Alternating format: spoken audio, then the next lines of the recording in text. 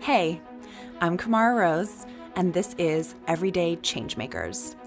Conversations with social change practitioners about the journey of personal transformation and social transformation. There's so much pressure on leaders to deliver certainty, to deliver the proof point, to deliver the ROI.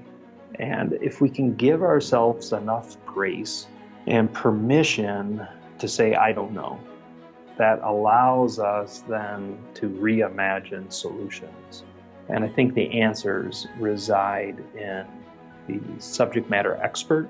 And to me, the subject matter expert is the person that we're trying to serve.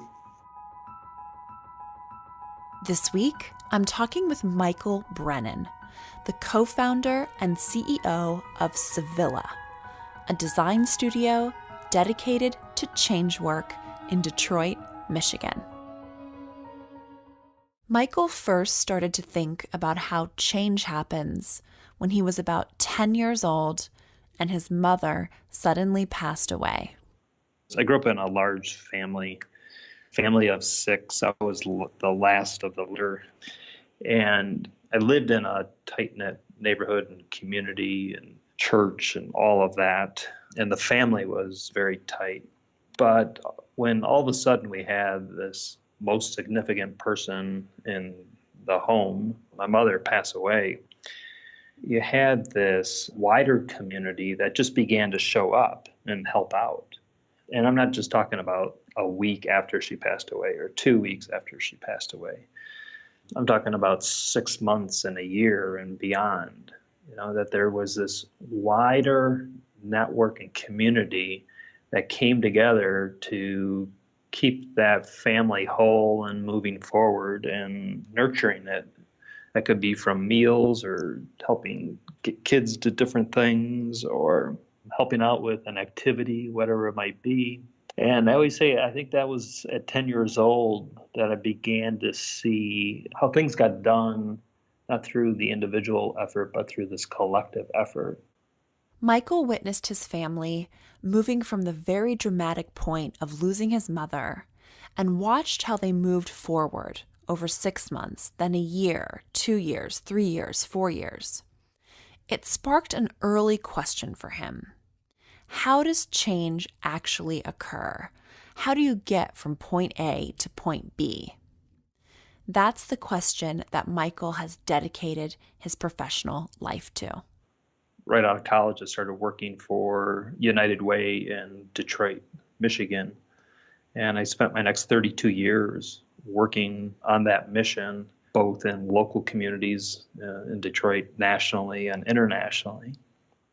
But in over 30 years with the United Way, Michael found that change was hard to come by. Too much of the solutions, they were too heavy, too costly, very difficult to scale, not as enduring as we would like. And we're getting improvement. It's not like efforts were unimportant, but they really weren't getting the kind of change that was necessary. If you got many leaders in the change effort or to a quiet space, they would say, it actually doesn't get us as far as we had hoped. It's actually not very sustainable. For example, we have, in America, hundreds and hundreds of thousands of early childhood programs, tens of thousands here in Michigan, a lot of great talent, a lot of terrific work. Yet we have half of the children arriving in kindergarten not ready for school. And yet most of the programs are successful. Does it mean we just need to amp up the programs just a bit more, or is it an extra billion in it? I mean, it just didn't seem to me that the way we kept going after these issues was going to get us there. You have $1 billion for every grade level here in the state of Michigan.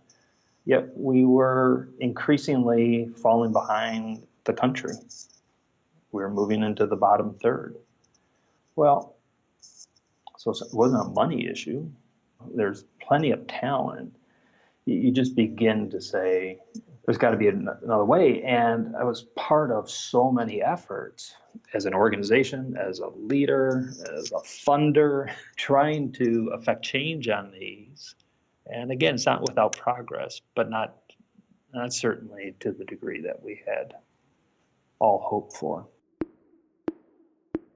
Michael made a decision to take a 3-month leave from his role as the CEO of United Way in Southeast Michigan to go to Stanford's D School, their School of Design, for an immersive experience in human-centered design, which is simply the practice of designing solutions by learning directly from the person who is being served, sometimes called the user.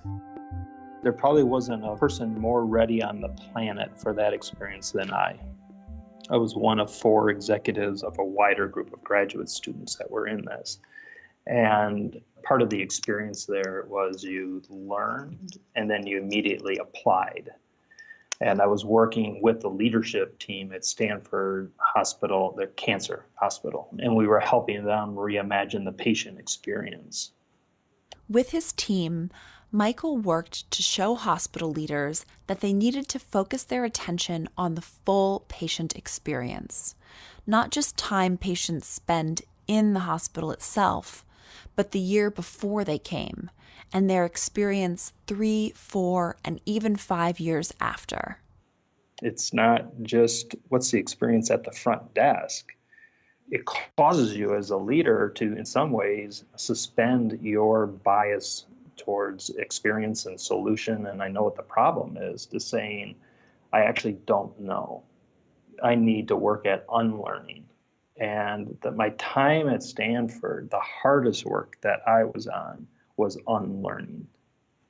It required me to actually to say, I don't know, because literally I didn't know. I was using and learning a new set of tools and quickly applying. And in that opens up, your ears widen a bit. They begin to hear things that they didn't hear before, right? And you can start to see things because you're actually taking in new context. Right. It makes me think of Zen Buddhism when you talk about not knowing. I know that there's a famous Zen master, and I'm blanking on his name right now, but his mantra was only don't know. Gets that whole idea of the more like wise you are, the more you just know how much you don't know. Right. But that state of only don't know puts you in that receptivity, as you're saying, to be open and to see new things and to take in, like you're saying, this wider context. We get so focused on what we need to get done right now, and we're losing the big picture.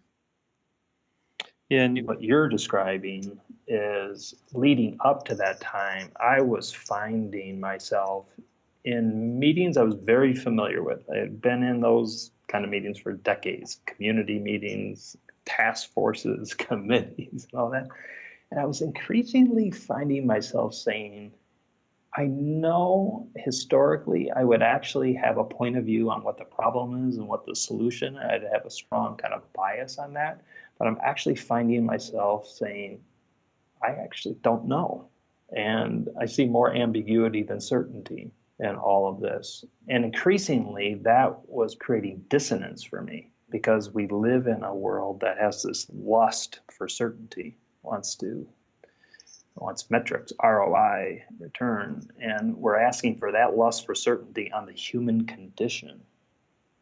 And I began to just feel like, and sometimes I was on Mars because I would sit in sessions like, I don't even know anymore what folks are talking about. Because it seems rooted around the institution or the programs or the money. It's not rooted deeply in this experience of those that we're trying to serve. And there wasn't ill intent at all around the room, but it's just the way that as society and as institutions, we learn to go and solve problems. And that dissonance had me in a role that sometimes I feel like I had to squint to see myself. It's like, that doesn't even feel like me anymore. In my time at Stanford, I arrived with no title. No one knew me from Adam. They could have cared less what I did. I was a student learning just like everyone else. And I found that incredibly freeing. And for the first time in a long time, I didn't have to squint to see myself. Michael left Stanford's D School and drove cross-country from California back to Detroit, back to his role as CEO of United Way. And he carried with him two no matter whats. First, that no matter what, he would pursue the intersection of design and social impact. And second, that no matter what, he would never squint to see himself again. So it's one thing to say it, it's another thing to start doing it. And shortly after I got back, I had a board meeting, which was about a 30-member board at the time. And they were asking me questions around what was the experience like and what did you learn? And I remember getting asked that question in different ways about 5 different times. And I would answer them each time, maybe with a different dimension. But by the time I got to the 5th one, I felt like I had covered most of the ground. And I remember standing in front of the board. It's quiet in the room. And I said to myself, what's the core thing that you learned, Mike? And I looked up at the board and I said, I'm done with bullshit. And a lot of times this change work has got a lot of bullshit in it. And people and then it was silence. And then so there's dead silence in the room. Everyone's looking at me. And I had this wonderful board member, she runs a foundation here in town. She says, she was in the back of the room. She says, well, there's a Jerry Maguire moment. And I was thinking, yeah, I need to go and grab the fishbowl. Yeah. But yeah. Who's coming with me? Anyone coming with me? Anyone? Uh-huh. But I think it was a moment now that I can reflect that I knew that role, had huge respect for it, huge respect for the board. But much of what was entailed in it was no longer as deep interest to me. And that my interest in going deeper and deeper and deeper into this intersection of design and social impact was going to require a different level of attention than I could give it as the CEO of a very public and important institution. Michael had no idea what he was going to do next, but he knew he needed to make the decision to leave what he had been doing for 32 years. In the 5th month after his return from Stanford, Michael announced he was transitioning out of his role as CEO. But when he looked around, he didn't see any organizations working at the intersection of design and social impact in the way he imagined. So he felt like he needed to take a swing at it himself. I had learned when I was out at Stanford the power of pairs. You paired up with an individual for that 3-month experience and you work side by side. And I learned through 33 years of marriage the power of pairs. And what I knew is if I was going to go create something, I was done with the single leader at the top model. That it just wasn't very healthy. Leadership roles are inhumane at times, or many times. If I was going to put something in the world, it would take certainly more than and I wanted to pair and partner with someone else to do that. Michael invited a gentleman who was part of the teaching team at Stanford's D School out to Detroit. He and his wife, who was also a designer, moved from California. And together, they joined forces. And the 3 of us came together to say, let's put into the world something that we think that needs to be there, and let's prototype it for 4 months. We were using our own resources, so we had about enough money to make it for about 3-4 month period. We opened the doors in September of 2015 of an organization called Civilla, Civilla, on the belief that change could happen in a different way. And we thought when we opened the organization, we also announced that the day that we were going to close the organization. And we said to everyone, while we're opening, we're also closing December 15th of 2015, 4 months later. And what we knew is we needed to prototype and explore our ideas. We had many ideas that we were exploring. And we were also exploring this idea of putting an organization into the world together. And we knew each other, but it's not like we had known each other forever. And we knew that that would be a long-term commitment, that we should really explore what it was like partnering. And so we did that. And at the end of the 4 months, we closed the doors and we took 3 months to reflect on what was that experience. Did it give us energy? Did we feel like we put something meaningful into the world? And we ended up continuing on after a 3-month reflection, and we scrapped probably 90% of what we tested, and we pulled forward 10% and started building on that. And one of the key things that we began to work on was how might we reimagine how 2.5 million residents in the state of Michigan apply for and access public benefits, things such as food, cash, childcare, Medicaid, state emergency relief. Michigan had the longest public benefits application in the country. It had 18,000 words. It had 1,024 questions. It was 45 pages long. Michael and his team decided to reimagine the application through the eyes of the residents who applied for benefits and frontline caseworkers who interacted with the form every day. They had no funding. They put a call out to the community that anyone who wanted to help was more than welcome to start showing up. And we literally had people in the city, across the country and the world, that they made their way to Civilla and they helped out for 3 weeks or 3 months. None of them came with backgrounds around public assistance. We brought the practice and the method about how to begin to look at a problem in a new way, and we worked with them side by side.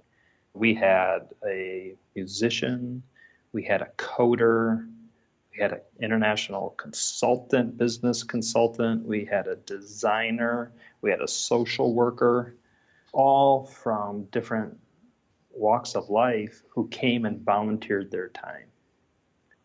Then the Civilla team did something unusual. They invited the leadership from the state of Michigan to come to their office and walk through their learnings.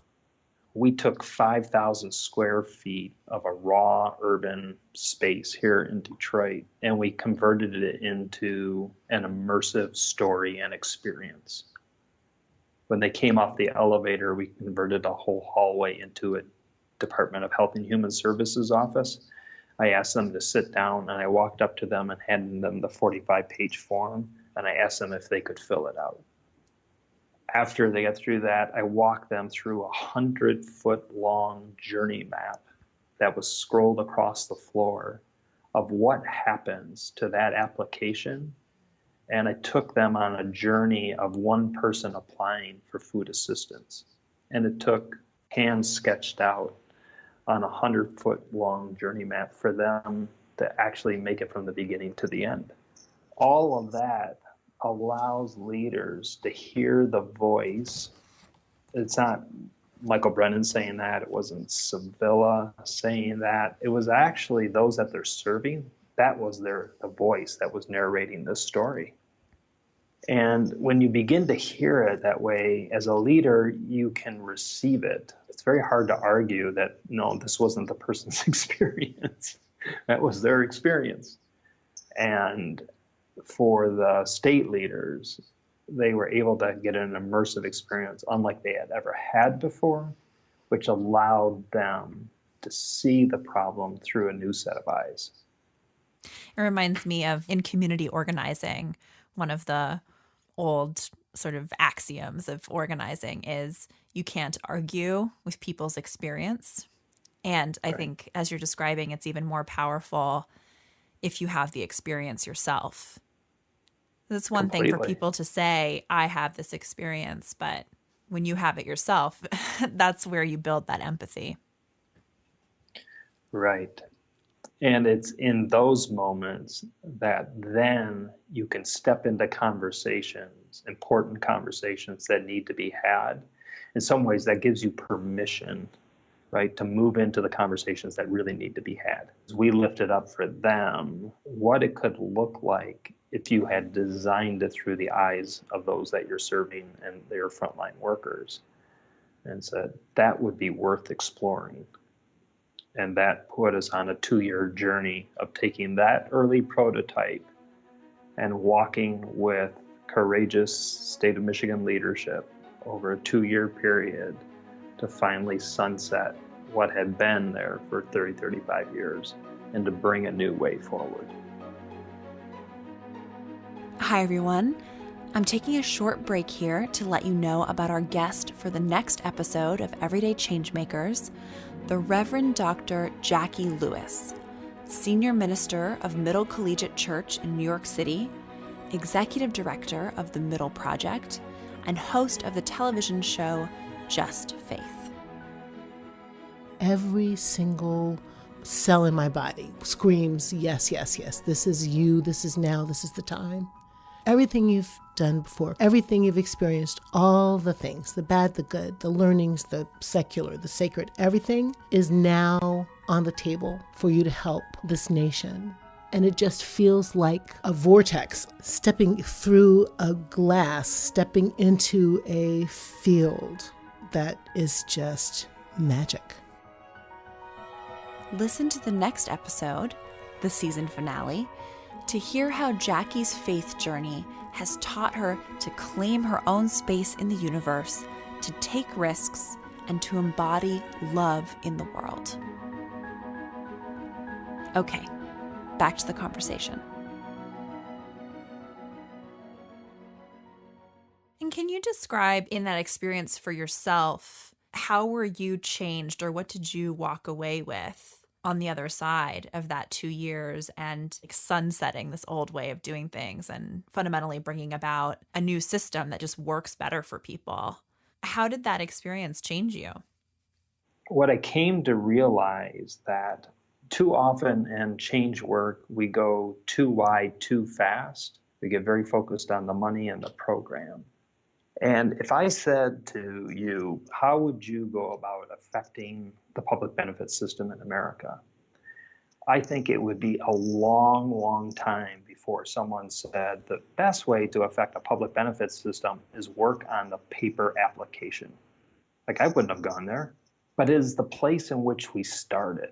So it was like one of the smallest organizing units within that system. We called it a key domino. It's not very many states, not many organizations go spend 2 years on a public application form. What's interesting about doing that deep work, so rooted in the user experience, is out of that, you end up affecting business processes, technology, policy, because 2.5 million people organize around this forum. 5,000 caseworkers organized around the forum. So a resident now can get it could be hours, week to get an application completed.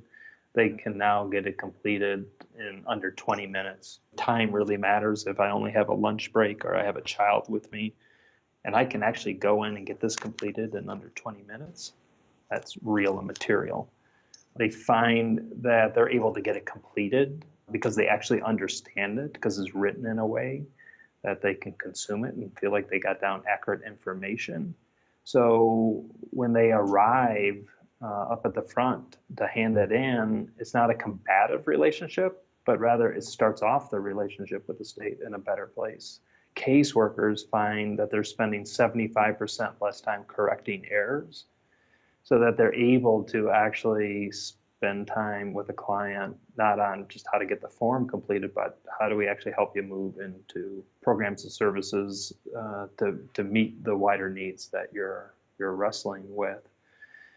They were finding that their ability to move a case from the beginning to end, the speed of that improved by 40%, and that their relationship with a client was able to get deeper than it had previously. Yeah, it's like breaking down a wall or like a barrier. Totally. I can see you versus just a case number. We don't have to battle over all of this stuff that gets bound up in the complexity of 18,000 words, but rather we can be on the work of trying to solve the problem. I'm less of an eligibility data entry person. I can actually be more of a problem solver. I'm less trying to service the system. I actually can help work with you as an individual. And if you take all that times one, that's one thing. But if you take that times 2.5 million residents in the state of Michigan every single year, that elegance and design and bringing simplicity and humanity into it scales up 2.5 million times. And that's a really powerful force. Whereas every complexity and confusion that gets left in the system, that multiplies up 2.5 million times, and that just adds to the weight and the inefficiencies and a lack of humanity. Right. It's exponential in Exactly. either way. But how much better if you can make something exponentially better than exponentially worse? Right.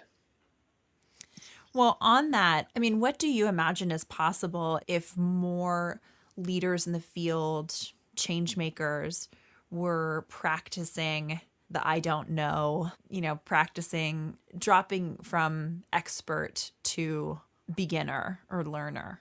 I think the biggest thing is it gives ourselves room as leaders.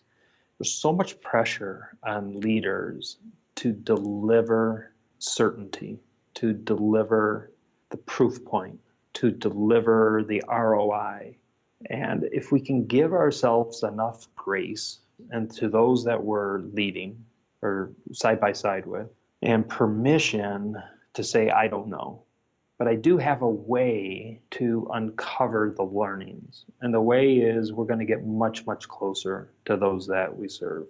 We're going to sit at kitchen tables in a family room. And we're not going just on a Likert scale of 20 questions. We're going to spend 2, 3, 4 hours at a time to really understand their need so that we can get a better frame on the edges of the map of what the problem might be. That allows us then to reimagine solutions.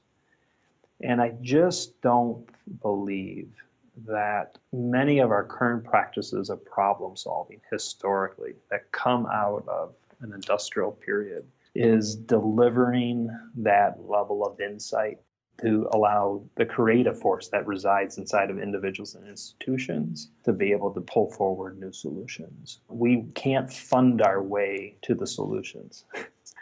It'll never be the answer. It's part of the equation, but it's never the answer. And I think the answers reside in the subject matter expert. And to me, the subject matter expert is the person that we're trying to serve. Yes.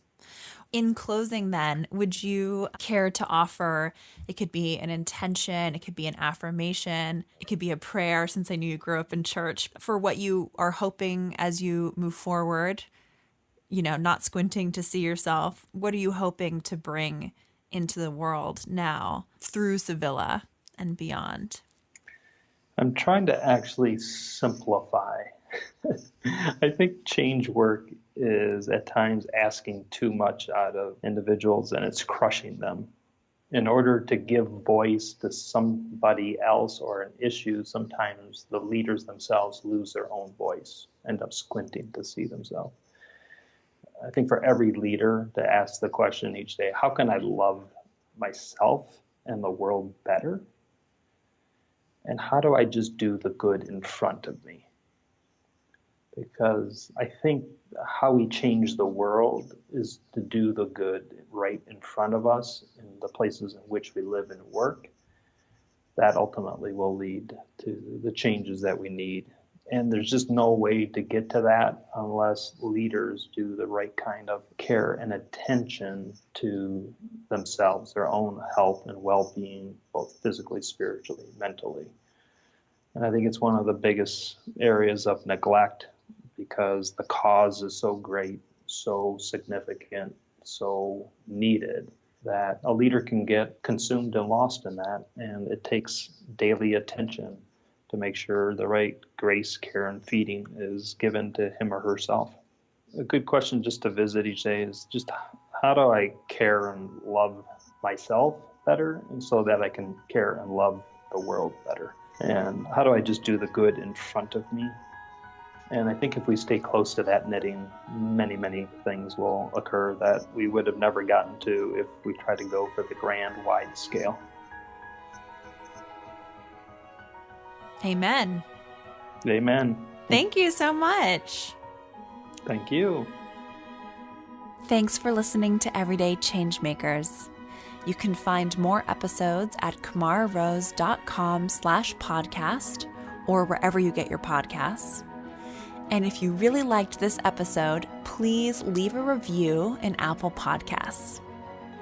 Everyday Changemakers is a production of yours truly in collaboration with markmedia.org.